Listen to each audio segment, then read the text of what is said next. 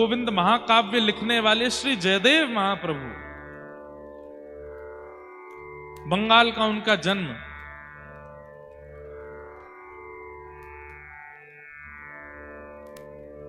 उनके साथ एक लीला हुई कि एक बार वो अपने किसी शिष्य के यहां से प्रसाद पाकर के कहीं जा रहे थे।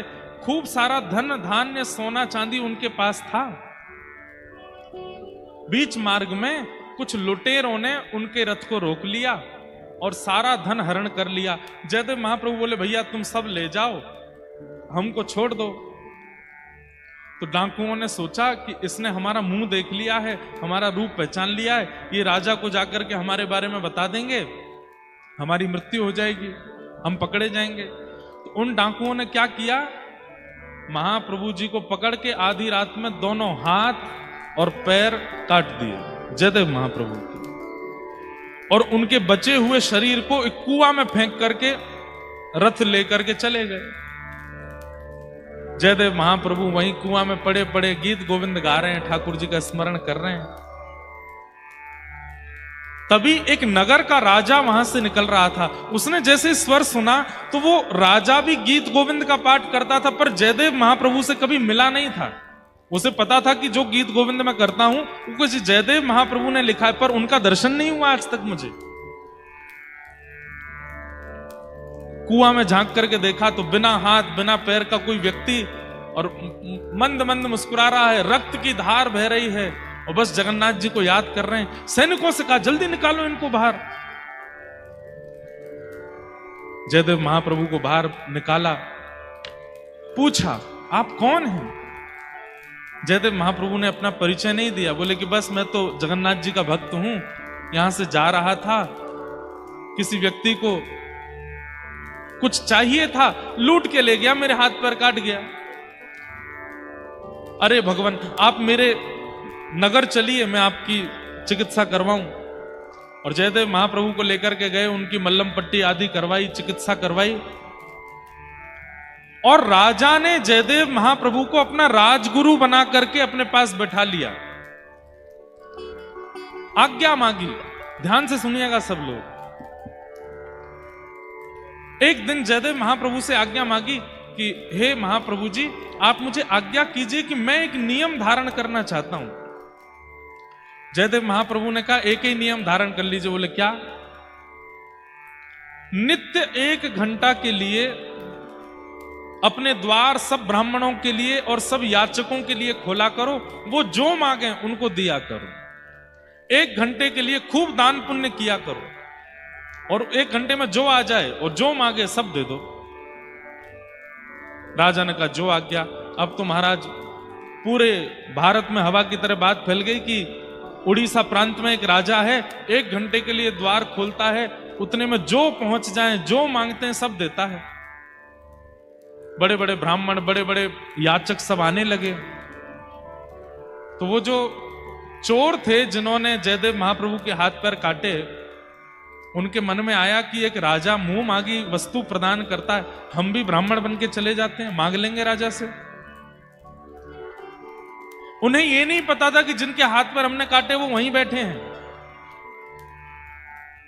चारों ब्राह्मण बनकर के जैसे ही राजा की सभा में पहुंचे, राजा के सिंहासन के बगल में जब जयदेव महाप्रभु को देखा तो चारों घबरा गए। बोले, अरे ये तो वही हैं जिनके हाथ पर हमने काटे थे, ये हमारा रूप जानते हैं, ये राजा को सब सत्य बता देंगे, यहां से निकलने में ही फायदा है। जैसे ही चारों वहां से जाने लगे तो जयदेव महाप्रभु समझ गए कि संकोच में यहां से भाग रहे हैं। उन्होंने तुरंत कहा, अरे राजन राजन देखो, आज कितनी बड़ी कृपा, गुरुकुल में हमारे साथ पढ़ने वाले हमारे मित्रगण आए हैं, इनको बुलाओ। अब यहां क्या हुआ, किसी की घनघोर गलती पर क्षमा किया जा रहा है उसको। इसका परिणाम देखिएगा। जयदेव महाप्रभु ने क्या कहा, ये तो हमारे बचपन के मित्र हैं, सखा हैं, अरे इनको बुलाइए। जैसे ही सुना हमारे गुरुदेव के मित्र हैं तो राजा तो आसन से खड़ा हो गया, खूब सत्कार करने लगा, स्वागत करने लगा। उन चोरों को पकड़ करके भीतर लाए, मुंह मांगी दक्षिणा, मुंह मांगी वस्तु, मुंह मांगा प्रसाद उनको प्रदान किया। और राजा बार बार चरण पकड़े, आप मेरे गुरुदेव के सखा हैं तो मेरे भी गुरु हैं, मैं आपको प्रणाम करता हूं।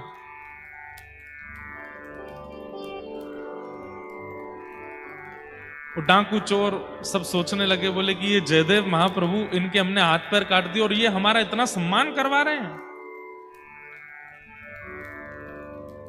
चलो अच्छा है, इतनी सामग्री, इतना धन धान्य दिया। राजा ने कहा ये सब आप लेकर के जाओ। तो उठा नहीं पा रहे थे तो राजा ने सैनिक भेजे उठा करके सामान के इनके आश्रम तक छोड़ के आओ। इतना सामान दिलवाया।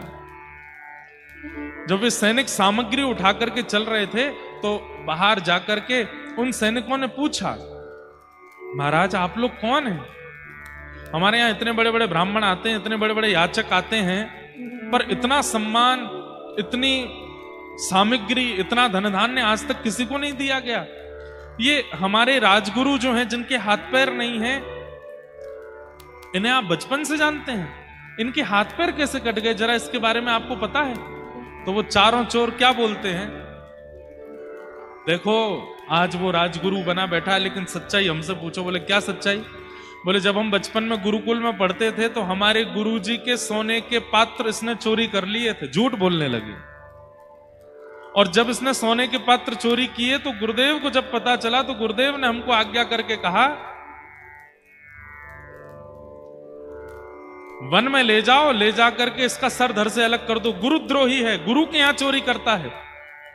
हम इसको वन में लेकर के गए, पर हमको इस पर दया आ गई, हमने इसका गला तो नहीं काटा पर हाथ पैर काट दिए, इसको छोड़ दिया।